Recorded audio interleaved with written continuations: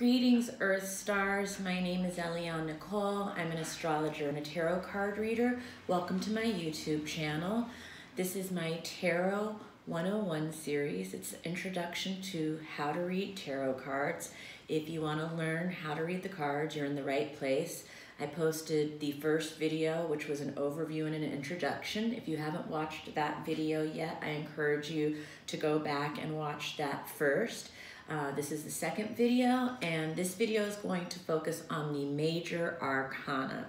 I told you guys in the first video that I am going to start generally and break it down and talk about each section, and then eventually I'm going to get to doing videos on each card individually. So I'm going to try and keep the videos short and plentiful so you're able to access whatever information you want easily and directly as we go through this course. And please subscribe to my channel because I'll be posting regularly. I'll also still be posting the overviews for each month for each of the signs, and I'm also going to be posting the overviews for entire 2019 for each of the signs. So I encourage you to subscribe and look out for those, and I encourage you to let any of your friends who want to learn about how to do astrology or how to do the tarot cards to subscribe as well, because I'm going to do astrology lessons here too and tarot lessons. So I'm going to get to it. Now, right now, I'm going to talk about the Major Arcana in general first. The Major Arcana are a very important section of the three sections of the tarot card. The Major Arcana encompass the trump cards, as they were called in Europe in the 18th century when divination was becoming very popular there. Arcana is like arcane. It means secrets or that which is hidden, esoteric. So the Major Arcana, they're the major secrets, whereas the Minor Arcana are the minor secrets or the little secrets. So the Major Arcana are the big secrets. These are the huge secrets of life, and they all lie in the hero's journey.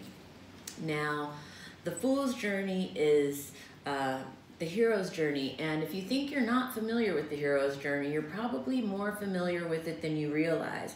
The hero's journey is in most of the literature that we've read from all around the world, as well as most of the movies we've seen depicts the hero's journey. And the hero's journey has happened over and over again in our own lives and in the lives of others around us that we've observed. And our entire life is one big hero's journey as well. The hero's journey is the process of individuation, and it's the spiritual process that we go through in life as well as in each new beginning and journey within our lives. So that may sound very big and grand, and that's why I'm starting general. And if you keep watching and we keep talking about it, it's going to become more and more familiar to you. You're going to start to recognize it where you see it in other places of your life. But for now, I'm going to go through the cards and show you the hero's journey as depicted in the tarot. And I'm using the Morgan Greer deck. That's the deck that I normally read with. This deck in particular is not my reading deck, but I'm using it because it's newer and I think you'll be able to see the images better. I have more than one of this deck. So I'm going to very briefly talk about the cards as I go through them here, because like I told you, I'm going to be doing smaller videos, or not smaller, but specific videos for each card, and then I'll really dig into depth into each of the cards on that. But for now, I just want you to get a basic idea of the Fool's Journey as shown in the Morgan Greer Tarot. That is the deck that I read with normally. So the first card is the Fool, and the Fool is 0. 0 represents pure potential. The Fool marks the beginning of the journey. We are all the Fool in the beginning. Anytime we start something new, we're the Fool. So that's all I'll say about this card for now. I love the Fool card, so I could go on and on about it, but I will when I do the full episode, so look out for the full episode. The Magician is the next card, and it's number 1. And the Magician is about initiation, it's about the beginning, it's about magic, it's about manifestation, it's about male energy, but very powerful testosterone kind of energy. And I love the Magician as well, and I can't wait to do a full episode on the Magician too. The third card is the High Priestess. It's the number 2. And the High Priestess is a card about the very deep feminine wisdom. She holds the scroll, the Torah, the secrets. Her foot sits on the moon. I love the High Priestess. I can't wait to do a full High Priestess episode as well. The Empress, she's number 3. She's a very powerful feminine energy card. She represents creativity and fertility and growth, and she's pregnant, and I love the Empress. She's very sexy and very motherly too. And I can't wait to do my Empress episode. The Emperor is number 4. This is a very masculine energy card. Sometimes he's called the husband card. He can be the father. He represents the patriarchy. And the Emperor is, yeah, that's the Emperor. I'm not going to go through the reversed meanings now. I'm just going to talk about the upright meanings. The Hierophant, he is the 5th card, and he represents like the Pope. He represents a priest. He represents a moral authority, usually. He also represents tradition, and but he represents so much more. Again, these are my brief overviews of these cards. I'm going to get into much more depth about them when I do the individual videos for each card. The Lovers. Everybody loves the Lovers. It's number 6, and it's obvious. It's about love and romance. It's about choices in life's paths and things like that, but I will get more into that in the specific Lovers video coming soon. The Chariot. The Chariot is progress, forward movement, riding towards our goals. I love the Chariot too. Strength, number 8. Now, Strength, number 8 is what I talked about when I told you about the origins of the tarot. The Inanna depiction in the old Akkadian cylinder looks very much like this. And you can Google that Inanna depiction. I don't have a card for it, but Strength is number 8. In some decks, Strength is 11. I like the decks where Strength is 8. Personally, that's me. I think that that's where Strength came from, particularly because of my Inanna Akkadian cylinder theory. But yeah, Strength is obvious. It's about strength, and it's about so much more. There are so many different facets to Strength.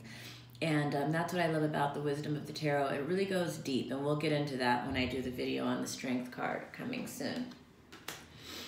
The Hermit. The Hermit is about wisdom, maturity. It's about self-reflection, about going inside. It's about the winter of the soul.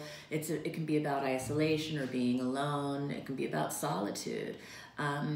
There's a lot of wisdom in this card. I love the Hermit. And yeah, we'll get more into that on the Hermit's video coming soon. The Wheel of Fortune. The Wheel of Fortune is about destiny and fate and the cycles of life.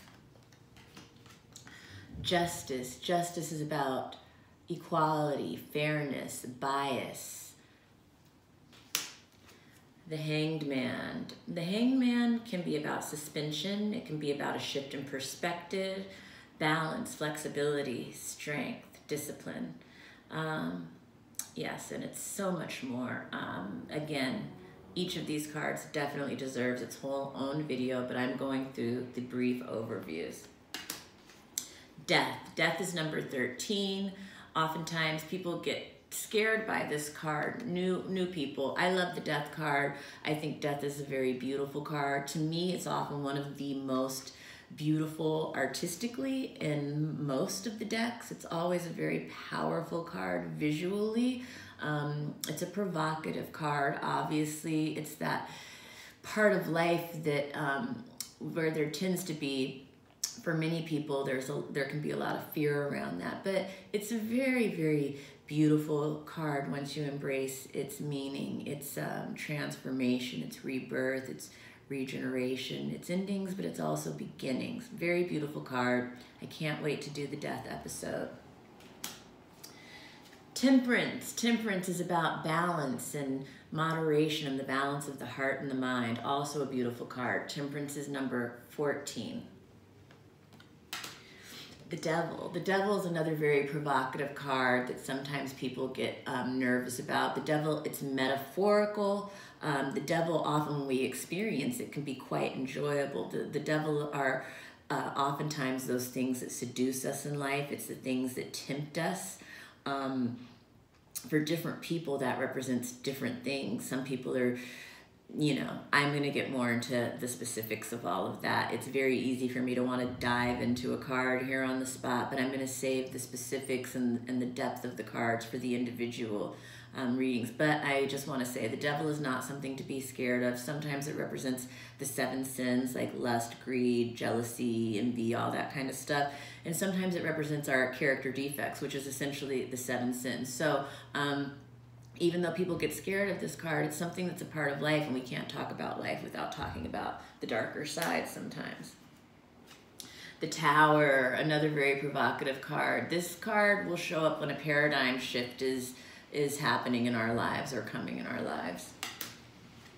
The Star, that is the dawn after the darkest hour. It's spiritual wisdom and faith and trust in the divine order.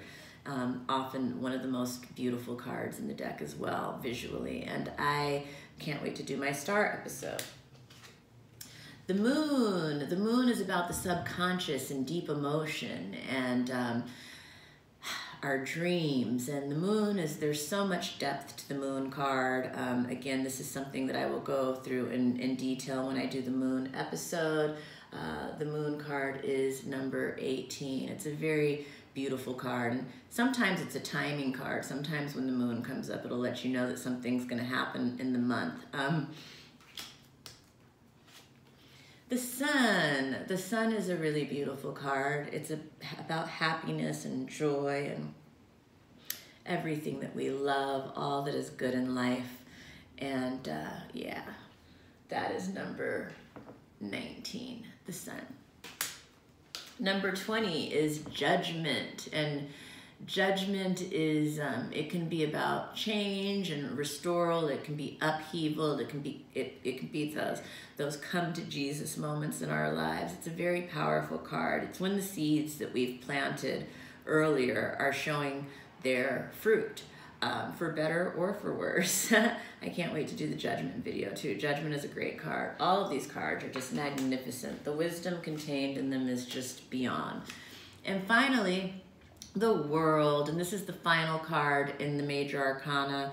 It's number 21. It is when everything comes together. It's all of our heart's desires. It's expansive.